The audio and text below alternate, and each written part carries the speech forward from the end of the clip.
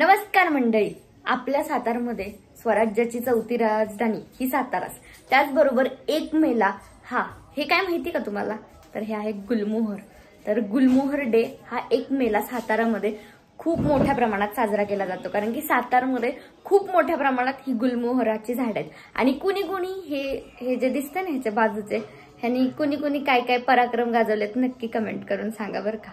मी तर गाजवलेत, त्यामुळे मला तर माहिती आहे. तुम्ही गाजवले असतील तर नक्की कमेंट मध्ये सांगा काय गाजवलेत. हे गुलमोहराचं फूल आणि ह्याला अशी बाजूने हे अशा पाकळ्या पाकळ्या असतात ना, हे असं घ्यायचं, असं चिकटवायचं. आता हे नेल आर्ट वगैरे आले हो, ह्याच्या आधी आम्ही हे असले नेल आर्ट करून दाखवायचो सगळ्यांना घरी. मम्मी पप्पांना भूताच्या अवतार खूप काय काय उद्योग केलेले आहेत मी. ते आता बघा सीताफळीचं नाही, दिवाळीचा सीन आहे तो. सीताफळीला जेव्हा सीताफळ येणार असतं त्याच्या आधी त्याची एक अशी फूल तयार होतं, ती पाकळी, त्याची भाजी बनवणे भांडीकुंडीमध्ये. परत बरंच काही इथलं आपला भात बनवण्यासाठी चिंचेचा जो पाला असतो का, तो भात बनवायला. ह्याची जी पानं असतात का, ह्याच्यात कोंबडा नाहीये, ते नेमकं फेकून दिलं, मी व्हिडिओसाठी घेतलं होतं. तो कोंबडा खायचा. असले प्रकार खूप गाजवलेत मी पण.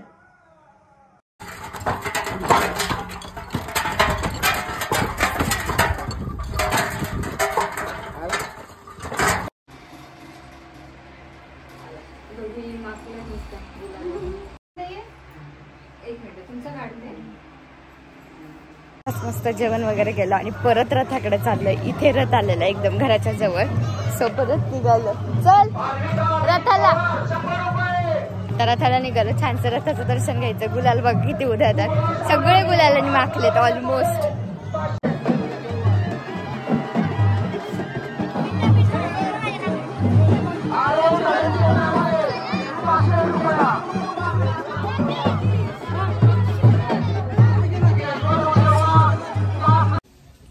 मस्तपैकी सगळे रथ बीत फिरून आले आणि जे जेवले आणि जे झोपले ते आता उठले डायरेक्ट दुपारी 4 वाजता.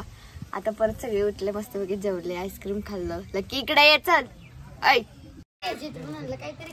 इकडे बघा शॉपिंग करून आलेले. किती 400 रुपयाची विल्हेवाट लावली काय होय आई? 300 रुपयाला बरोबर गेलेले, सगळं घेऊन आले. स्वाने तू काय आणलंय? लगोर. ही काय? धनुष्यबाण.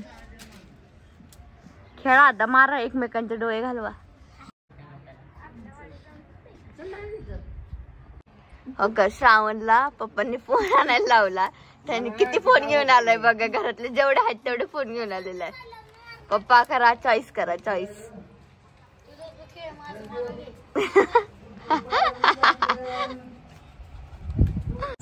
आता आम्ही छानसं तयार होऊन सगळे निघालो आहोत बाजारला, यात्रेतला बाजार खरेदी करण्यासाठी. सगळ्यांना छानसं असं जिलेबी, चिवडा, या सगळ्या गोष्टी घेण्यासाठी. दादा म्हणतात की मला हे घेऊन या, ते घेऊन या. चला की हरवलं, सारखं हलवतो आमचं लकी, कुठे घेत जातो काय माहिती.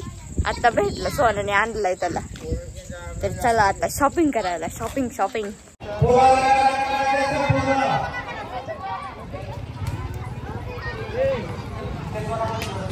आता यात्रेत आलोय आणि जिलेबी घेतली नाही होणार नाही. आता नेमका ऑर्केस्ट्रा सुरू झालेला आहे, तर ठीक आहे, जेवढा आवाज येईल तेवढं समजून. मनोरंजनासाठी संपूर्ण महाराष्ट्रात गाजत असलेला ऑर्केस्ट्रा शंकर बीस आपल्या सेवेत.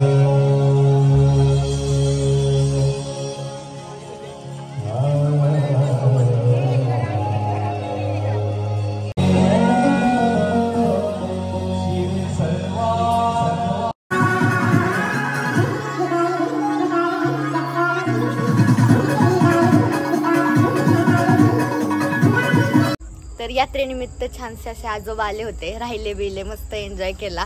आता आजोबांचं कसं वयामानानुसार थोडी तब्येत नसती बरी, ठीक आहे, पण आता आजोबा शांत राहावा, काय काम करू नका. काय तिकडे बघून हसत ते, पप्पाकडे बघून हसत ते ना, मी सांगते ना म्हणून. आणि छानसं असं त्या दादांचं आणि आजोबांचं एकदम बेस्ट फ्रेंड आहेत ते, लय पटतं त्यांचं. त्याच्यामुळं आता निघाले. 1 वर्ष दादा 80 वर्ष 81. 1 वर्षाचा काहीतरी डिफरन्स आहे त्या दोघांमध्ये, लय पटतं दोघांचं. त्यामुळं आता आजोबा निघाले तिकडे त्यांच्या घरी, कारण की गोळ्या वगैरे त्यांनी आणलेल्या नाहीत, औषध. बाय बाय करतात ते सगळ्यांना.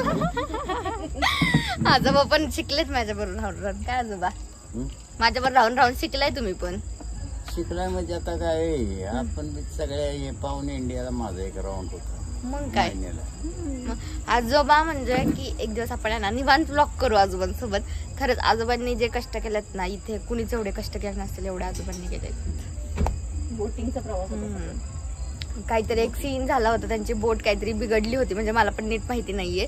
त्यावेळेस आजोबा समुद्रातून कार दर्यात पडलो. हा ते सांगतील आता.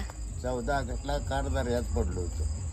बोवे बिवे फेकलेलं माझ्या भोवतून निघून जात होतं. मी त्या बोव्याला धरायला बसलो नाही. मी पोहून पडाव धरलं. आजोबा पोहून आलेत. समुद्राचं पाणी एकतर जड असतं तर पोहता येत नाही. खवळ आला समुद्र एकदम. नदीला पूर येत नाही त्याच्यापासून लय पाणी वेगानं वाटत. मग त्यातनं मी निघालो. त्यातून निघून आजोबा आलेत आणि आजोबा खूप ठिकाणं फिरलेले आहेत. गोवा म्हणा सगळीकडे मुंबई लोणावळा कोचीन मद्रास तिथुकुर्णी सगळे फिरून आलो. चला आजोबांचा सगळा प्रवास थँक्यू सगळ्या जहाजाचा होता. हो तुम्ही आता व्यवस्थित राहा. हो लागली नाही.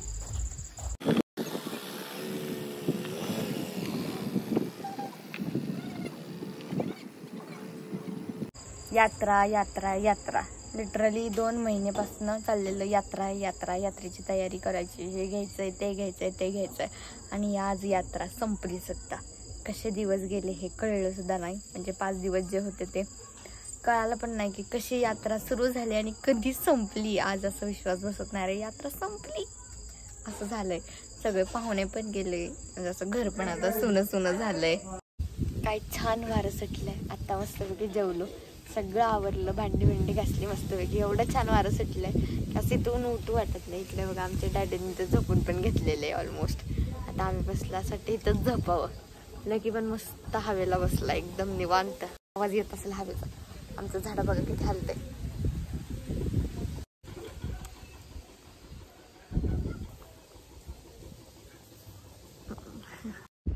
बघा आमच्या मोळमधली कंडिशन. आत्ता रात्रीच्या किती 11 वाजलेले त्यावेळेस टँकर आलाय आणि प्रत्येकाच्या घरी असा टँकर पोहोचवला जातो जेणेकरून सगळ्यांच्या घरी पाणी जावं. तिकडे बघा लोक किती वाट बघत थांबले. तिथं बॅलर ठेवलेत त्यांचे. इकडे पण बॅलर आहेत बघा. इकडे पण सगळे रात्रीचे जागे झालेत. ते फक्त एका कारणासाठी ते म्हणजे पाणी भरण्यासाठी. आणि बघू शकता मान आणि खटाव मधला दुष्काळ. आणि खरंच मान आणि खटाव हा दुष्काळग्रस्त भाग आहे. त्याच्यामुळे इकडे पाण्याची खूप टंचाई आहे.